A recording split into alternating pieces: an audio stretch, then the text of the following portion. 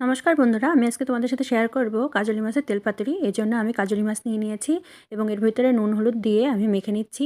এখন কড়াইতে তেল দিয়ে তেল গরম হলে এর ভিতরে মাছগুলো ভেজে নিচ্ছি। একটু সাবধানে ভাজতে হবে কারণ মাছগুলো খুব নরম, তো এই জন্য।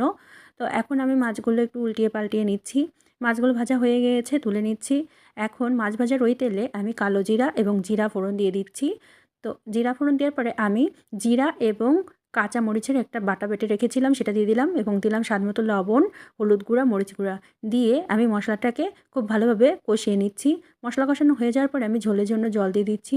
জল দেওয়ার পরে মশলাটাকে জলের সাথে খুব ভালোভাবে মিক্স করে নিচ্ছি। এখন ঝোলটা ফুটে ওঠার পরে আমি এর ভিতরে চেরা কাঁচা লঙ্কা এবং ভেজে রাখা মাছগুলো দিয়ে দিলাম। দিয়ে এটাকে আবার খুব ভালোভাবে নাড়িয়ে চাড়িয়ে নিলাম।